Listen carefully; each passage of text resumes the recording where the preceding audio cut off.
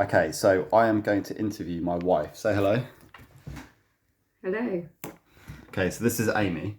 And for those of you who don't know me very well, I'm Sam, and I am a personal trainer and online coach. I've worked in private gyms, commercial gyms, studios, and we're in the UK in the third lockdown since coronavirus.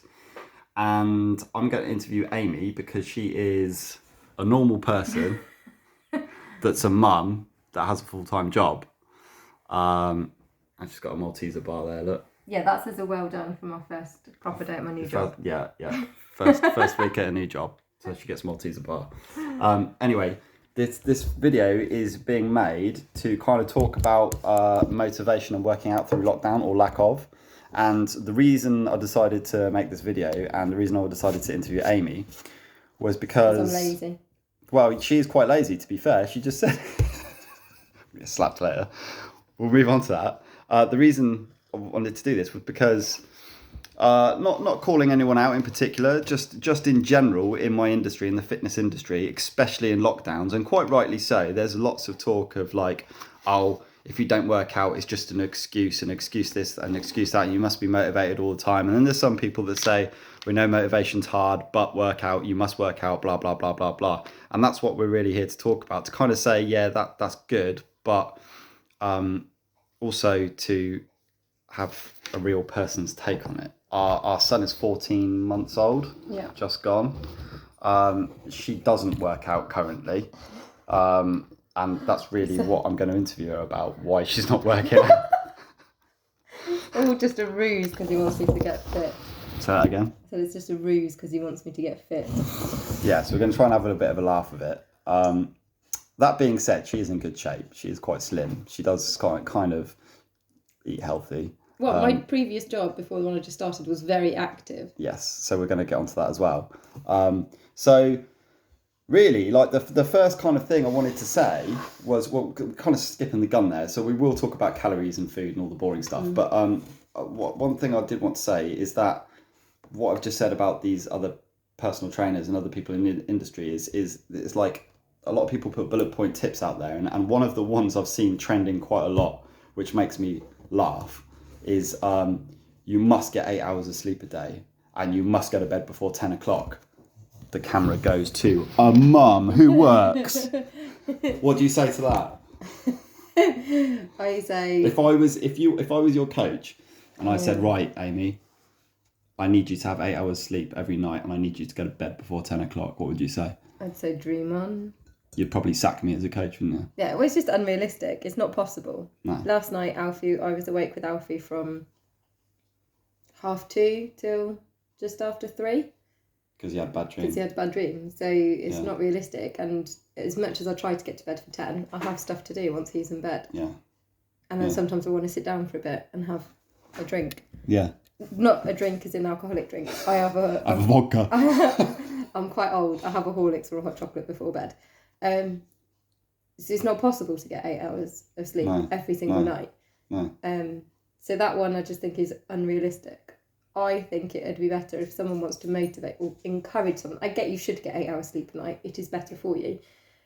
But to say to someone you need to get 8 hours sleep a night is not realistic. If you said to me, okay, what I want you to do is, if you're getting into bed at 11 every night, try and get into bed at 10:30, or at 10:30, turn your phone off or go and read a book or something. Now that's a really good tip, because we all do it, even if you admit it or not, we all do it. We all lie in bed with our phones on. Yeah. So, like Amy said, if you can just if you go to bed at 11 every night, go to bed at 10:30, or don't go to bed at 10:30, but make sure you have no screen time at 10:30, and that gives you that little bit of extra sleep in the night. Sorry, carry on. I'm eating my chocolate bunny now. Yeah, no chocolate bunny. We'll get into calories in a minute. Yeah, so I used to work in a home for children, and we would tell them that they had to have no screen time before bed because of the blue light. You know, it doesn't let your brain switch off, but we as adults do it all the time. So yeah, I think that would be, rather than saying you need to get 8 hours sleep a night, It's about tailoring it to that person. Okay, so can you get 8 hours sleep a night? No, probably not, because I have a 14-month-old. Yeah. What time do you go to bed? This time. What do you like to do to relax? I like to have a Horlicks or do Sudoku, if you're as sad as me. You wouldn't think that she's in her 30s, would you? Like early 30s as well. You'd think she's about 65. We'll read. So it would be better to say to somebody, okay, what I want you to do over the next few weeks is try and get into bed a little bit earlier. 10 minutes, 15 minutes, half an hour, and do something that makes you switch off from the day. Yeah. So, which links on to the next thing is actually like time to work out. So like I always say to people, you should do whatever physical activity it is that you enjoy, because if you enjoy doing it, you're likely to stick at it. Now, making time to, say you don't work out and then you're going to suddenly go on like a 3-day-a-week program or a 5-day-a-week program, to suddenly find all those hours every day is huge, because let's be honest, if you work out for an hour, it's not just an hour at your time. You've got to stretch, you've got to warm up, you get changed, you have a shower, etc. Post-workout food, pre-workout food. I mean, it depends what you're doing, you know. You're normally a good couple of hours at least. I am, but that's just because I train all the time and I'm obsessed with it. But like for the average person, probably not that long. Probably, you know, half hour, 40-minute workout. By the time the shower and stuff, maybe an hour and a half. But Amy made we were talking about the other day, and Amy made a good point. She said, like, what was it you said about finding time to, because actually finding time to do a workout from not working out can be quite daunting. And you said something which I thought that's a brilliant idea, and I'm actually going to start using it. And that it was something about instead of going, okay, well, at 5 o'clock on a Monday I'm going to do a workout. It was like, at 5 o'clock on a Monday I'm going to sit and read a book. So you're instead of finding time to do a workout from nothing, you're finding time to do something. You're creating time to do something that isn't so daunting, and not going to build up your anxiety. And then when you're ready, you've got that time allocated because you're doing something, so you can change that to a workout potentially. Is basically what you said. I think I've just said it for you. Yeah, you have. Okay. Basically, like it's no secret I require a lot of motivation to work out. I don't really work out. I haven't really worked out since before I fell pregnant, to be honest. Since we got married. No. I did work out after we got married, thank you very much. And you married me, so tough luck. No, since before I fell pregnant, I stopped working out completely, and I never got back into it. Yeah. I'm somebody, if I go to classes, then I'll go to them because it's a set time, and also I feel like they'll know if I don't go. If I have a PT, I'll go. Side note, lots of people think that I get him to PT me. I don't. It doesn't work. We argue. It's a nightmare. It's true. Around the time we got married, you did PT me a bit in the a little bit, and then you ended up PTing with somebody else. So you used a separate PT. Yeah. And then once a week we just trained together, didn't we? Yeah. It doesn't work with him PTing me. We argue. But no, it's because she thinks she knows better than me, even though it's my profession. It's because it's not. It's because I don't want him telling me. Like, we just argue because he'll say do one more rep and I'll go no, and I wouldn't say that to a normal PT. No. Anyway, we digress. So if I have classes or I had a PT or something, then I would do it because somebody would be there expecting me to do it. So I would go. And when I was doing it, I enjoyed it. But I'm one of these people, I really struggle to get the motivation to do it because it's not something that I like. He, for example, looks forward to his workout most days. Most days you look forward to a workout, don't you? But you've also got into the pattern because you've been doing it for so long that if you don't do your workout, then you feel like you've missed it. I would say that actually I don't have the motivation to do a workout. I only start enjoying a workout once I'm about sort of 10 or 20 minutes into it. But like you say, if I don't do it, I feel like terrible. Yeah, whereas I'm quite happy to sit and eat a chocolate bunny instead. So my point was, rather than, because there's so much stuff online at the moment and all of it is like, there's no excuse not to do a workout. There's no excuses. There are excuses not to do it because I come up with them on a daily basis not to do it. And to be honest, a workout for me is not high on my priority. And there is always excuses. And it frustrates me when people say there's no excuse for it. Because I make the excuses myself. Yes, and when somebody online tells you there's no excuse, you said to me that makes you want to not follow that person or tell them to do one. Yeah, and I get what they're saying. If you want to do it, you will do it. You will find time to do it. But at the moment, I am quite busy because I work full time. I have a 14-month-old. I have other stuff I enjoy doing. I also have a house to try and keep clean and tidy. That being said, we all know, and science tells us it's no secret that doing physical exercise makes us feel better. So if you're a little bit depressed or a little bit anxious, doing exercise will make you feel better. So here's the thing. Excuses aren't the problem, and with excuses, like Amy just said, yes, they are just excuses, but there's a reason we make excuses, and there's a root cause, isn't there, for that? So I think that's the thing, isn't it? It's the root cause of the excuse, not just people going, oh no, I can't be bothered. Yeah, so for me, for example, right now, I ate a lot over Christmas in lockdown, and I do want to lose a bit of weight, get fit and feel a bit better about my body. I realise I'm saying that whilst I'm eating a chocolate bunny for everyone watching, saying, no, stop eating the chocolate. But my thing is, I said to Sam, I think if someone was training me, for example, or coaching me, I would rather them say to me, like Sam said, right, your task for the next few weeks is to find half an hour twice a week that you can have a bath, read a book, listen to music, go for a dog walk, anything like that. Yeah. I would probably then try and find that time, because that's something I'd think, oh, I'd actually really enjoy doing that. Then once I'd found that time, if they said to me in a couple of weeks' time, you found that time, one of those slots is doing exercise of some description. The dog wants to go out. Keep talking. I would then probably be, open to doing that. And then, say in a month's time, they said, right, both of those slots now, you're going to do exercise. I'm used to it now because I found that time to do something I enjoy. I'm then fitting it into a workout. I think that's and brilliant advice. I think that's the key, because for me, for somebody like me who, I did a circuits class. I did do a circuits class. The thing is, we're when I creatures had of Alfie, habit. and I really enjoyed it. It was every Monday. I took Alfie. This was before the first lockdown, and I enjoyed it because I was going. I saw the same people there. I had an instructor there who would motivate me to do it, and they got into a routine of it. It's difficult then when you don't have classes or you don't have your, PT at the gym or whatever it is. It's difficult to get into that habit of doing it.